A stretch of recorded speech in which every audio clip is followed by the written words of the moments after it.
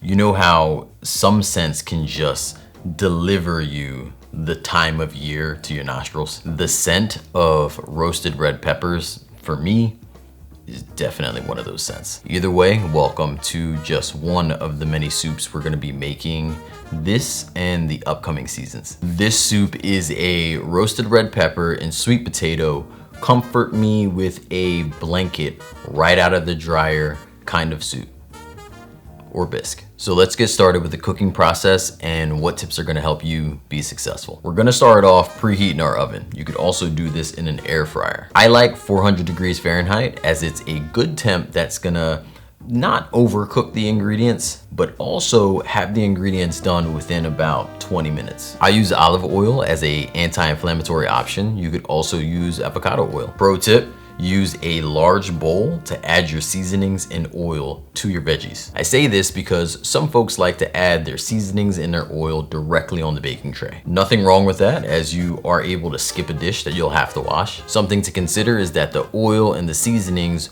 may end up a lot more on the base of your pan than completely on your veggies. In a large bowl, I guess you could say the environment is a bit more controlled, and you could pretty much fold and fold and fold your veggies until they pick every little bit and piece of oil and seasoning off of the walls of that bowl. If you're oil free, use parchment or a baking mat to keep those veggies from sticking to the bottom of your tray. Keep in mind the texture may be just a tad bit different, maybe a little bit more on the drier side, but nothing a little extra stock at the end of the recipe probably won't fix. Moving on to the blender, I would recommend one of the high-powered guys. I feel like this is where you get the purest result for achieving the creamiest soup. Another positive of a high-powered blender is that they typically heat up your ingredients. So if you waited until your tray cooled before you decided to tip it into the blender, after you hit go, give it just a few minutes and everything will be heated up in that blender canister, which would mean you wouldn't even need the skillet in the last step. If you do not have a high-powered blender and looking for the same result,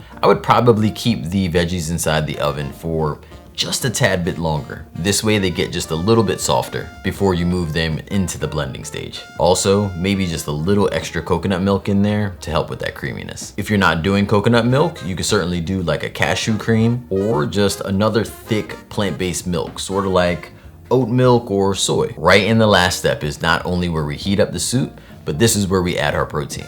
I chose butter beans as my protein as I wanted to incorporate that buttery component to mesh with the cheesy flavor of the nutritional yeast. Some other great options if you really wanted to switch things up, you can go with chickpeas or cannellini beans. Of course, you could always add tofu if you want, or nothing at all. Thank you so much for watching. This recipe can be found in the description or linked at my website, makeitdairyfree.com. Until next time, believe in good.